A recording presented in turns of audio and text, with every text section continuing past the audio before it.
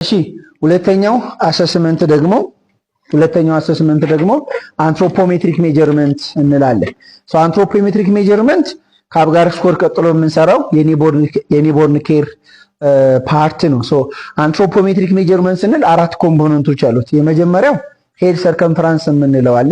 ሁለተኛው ቼስት ሰርከምፈረንስ የምንለው አለ። ሶስተኛው ሃይት ኦፍ ዘ ቤቢ ኤንድ ዌይት ኦፍ ዘ ቤቢ ነው። ህፃን ልጅን አንትሮፖሜትሪክ ሜጀርመንት በምንሰራበት ሰዓት ላይ ጭንቅላቱን ሜጀር እናደርጋለን ማለት ነው። ሜጀር ካደረግን በኋላ ብዙ ጊዜ ኖርማሉ ከ32 እስከ 33 ሴንቲሜትር ነው አዲስ ኒውቦርን ቤቢ ማለት ነው። ለኮም እንደዚህ ነው የምናገኘው። ሄድ ሰርከምፈረንስ እናያለን። ሄድ ሰርከምፈረንስ ከ32 እስከ 33 ሴንቲሜትር ነው ኖርማሉ።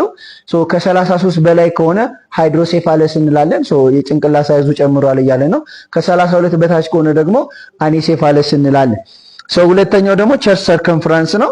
ቼስት ሰርከምፈረንሱን ደግሞ በእጆቹና እጆቹ መሃል ላይ አድርገን የልጁን ቼስት ሰርከምፈረንስ ሜጀር እናደርጋለን። ሜጀር በምናደርግበት ሰዓት ላይ ብዙ ጊዜ የምናገኘው ከ33 እስከ 35 ሴንቲሜትር ነው።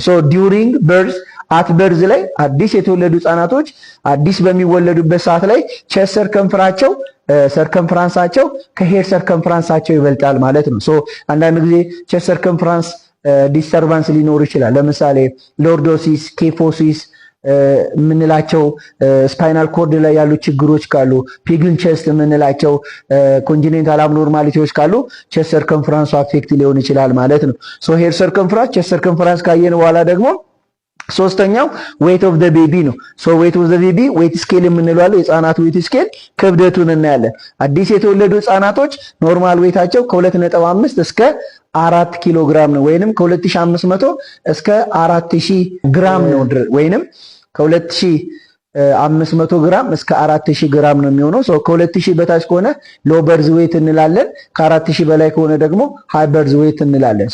የተለያዩ አይነት በርዝ ዌት ፕሮብሌሞች አሉ ማለት ነው። በርዝ ዌቱ ከጨመረ ኢንዲኬተር ፎር ሳም ማዘር ዌስ ዲያቤቲክ ፔሸንት ነች የሚለውን አይደለም ይነግረናል። ወይም ደግሞ የልጁ ክብደት በቀነሰበት ሰዓት ላይ ደግሞ ኢንትራዩትራይን ግሮዝ ሪታርዴሽን የምንለው ችግር ኒውትሪሽናል ፕሮብሌም ዲዩሪንግ ፕሬግናንሲ ያለ ኒውትሪሽናል ፕሮብሌም እንዳለ ኢንዲኬት ያደርገናል ማለት ነው።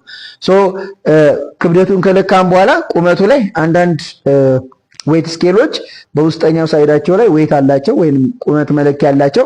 ካልሆነ ግን ቁመቱን መለካት እንችላለን። ቁመት ብዙ ጊዜ አዲስ ለተወለዱ ህጻናት ከ45 እስከ 55 ሴንቲሜትር ኖርማል ኮንሲደር ይደረጋል ማለት ነው። እንደምናየው 47 ሴንቲሜትር ነው። አዲስ የተወለዱ ህጻናቶች ኖርማል በርዝ ሃይታቸው ከ45 እስከ 55 ሴንቲሜትር ነው ማለት ነው።